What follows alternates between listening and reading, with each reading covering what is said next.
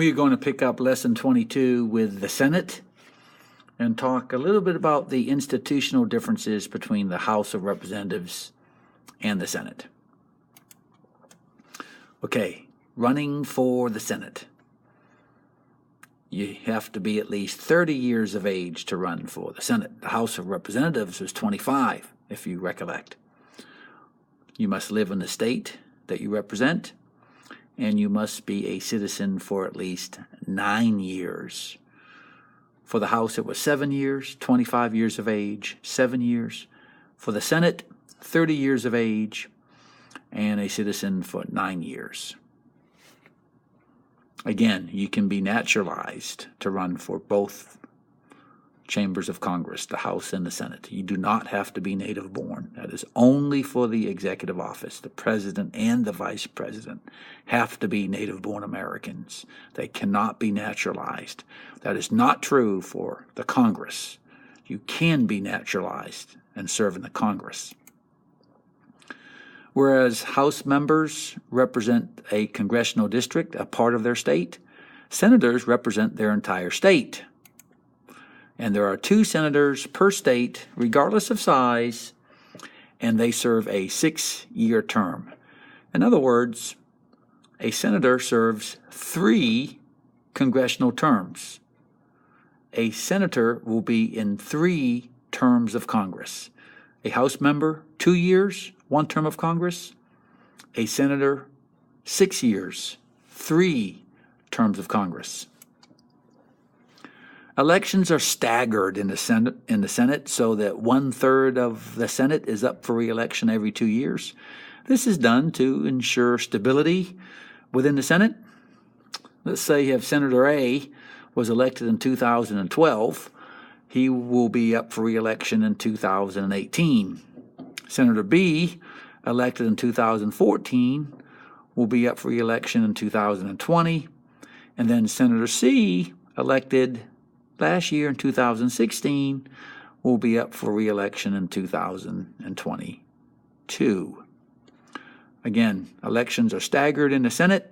1/3, around 33, 34 senators are up for re-election every 2 years. The entire House of Representatives, all 435, are up for re-election every 2 years. That's not the case with the Senate. 2 senators per state. The senator who has been in the Senate the longest is referred to as the senior senator. It has nothing to do with age. It has to do with seniority. The junior senator is the newer member of the Senate from that particular state. So each state has a senior senator and a junior senator. Okay, what are some of the functions of Congress and the institutional differences between the House of Representatives and the Senate? The House. In the House of Representatives, all revenue bills, all tax bills, all spending bills originate in the House of Representatives. Okay? A revenue bill is a tax bill. An appropriation bill is a spending bill. So taxing and spending, those bills must originate or begin in the Senate. The House of Representatives is in charge of our nation's purse strings. They're in charge of the purse. They're in charge of the money spent. Originally, it has to start in the House, and then the bill will move over to the Senate. But all spending bills, all tax bills, House of Representatives. Also, the House has a specific responsibility to decide if a government official should be impeached.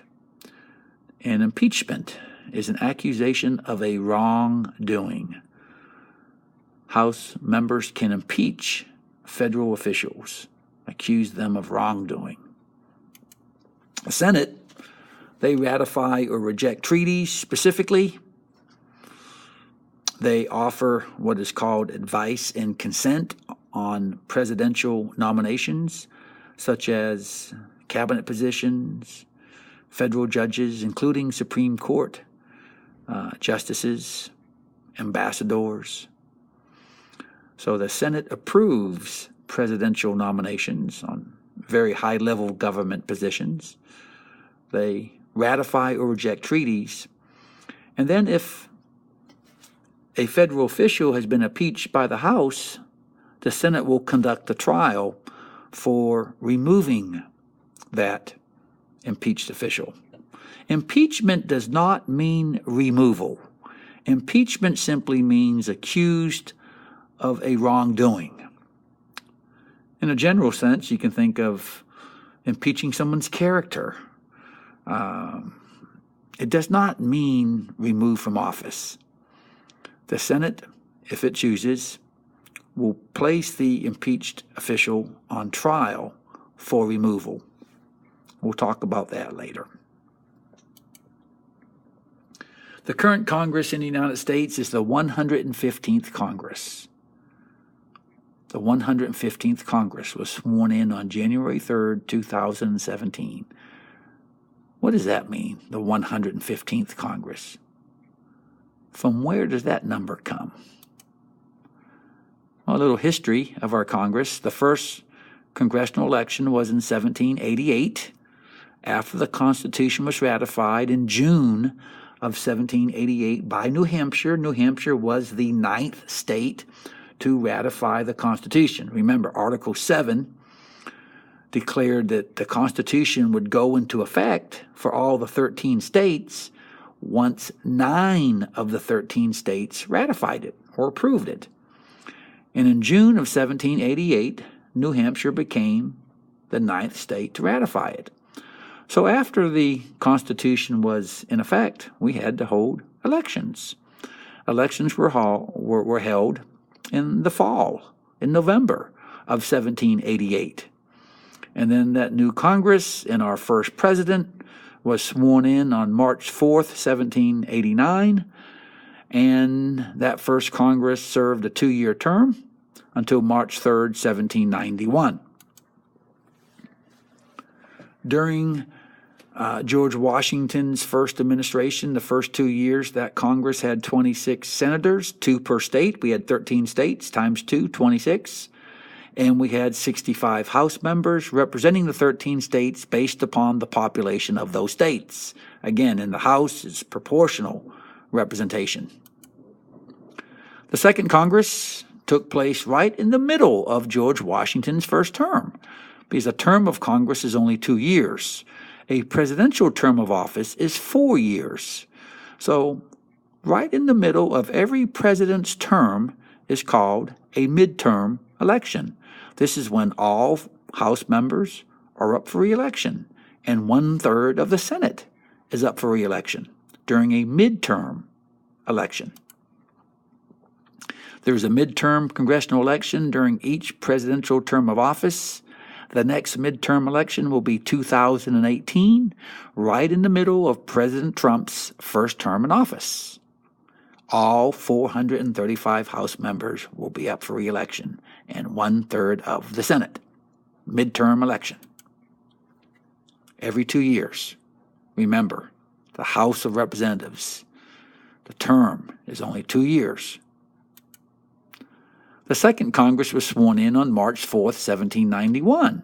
It served until March 3rd, 1793. It served during the last 2 years of George Washington's first term in office during his first administration. Each president has 2 Congresses in his term. The second Congress now had 30 members in the Senate, because we had added 2 new states, and that's during George Washington's last 2 years of his first term, Vermont and Kentucky, and we added 4 more House members. So the House was up to 69 members, the Senate was up to 30. Shortening the lame duck period. The period of time after the election of a new Congress until they are sworn in is called a lame duck period. The reason it's called lame duck is it's basically powerless to do anything. Not much is accomplished during that lame duck period. You have the election in November, and then the new Congress is sworn in March, originally March. That's a good 4 months after the election, if you think about it. November election, new members of Congress sworn in March of the next year, 4 months. So we amended the Constitution to shorten the lame duck period from March 4th to January 3rd. That's the 20th Amendment, if you recollect that from our study of the amendments. The 20th Amendment shortened the lame duck period.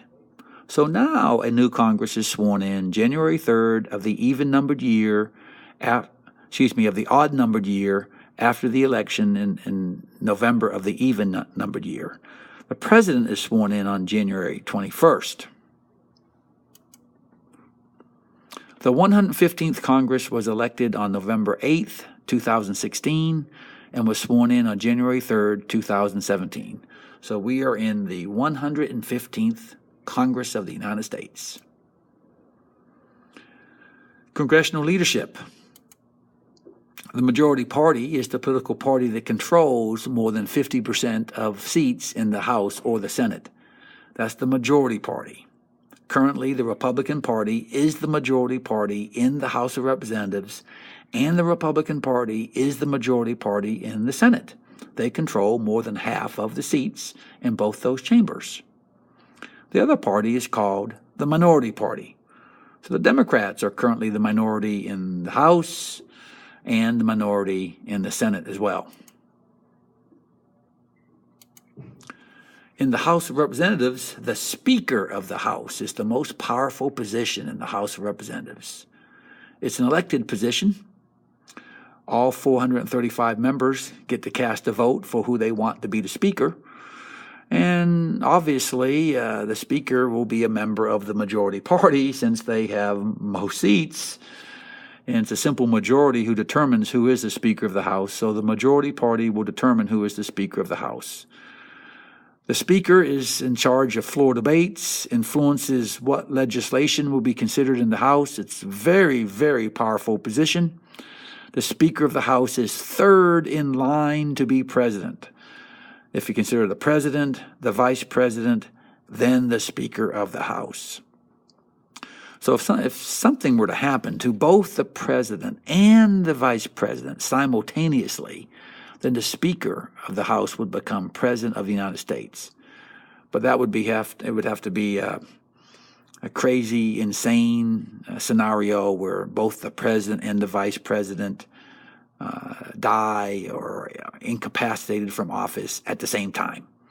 Then the Speaker of the House would become the acting president. So we say that's third in succession. In the Senate, the vice president is technically the leader of the Senate. He's the president of the Senate. That is the only constitutional responsibility for the vice president, to preside over the Senate. However, the vice president rarely attends. In case there's a tie or an anticipated tie for a vote, he can cast a tie-breaking vote. So sometimes the vice president does show up in anticipation of a tie. The president pro tem or pro tempore actually presides over the Senate. He presides or she presides in lieu of the vice president's absence. That's why it's called president pro tempore or temporary president. And the pro tem is usually a member of the majority party who has the longest tenure in the Senate. So we will get into these current party leadership positions in our next lesson.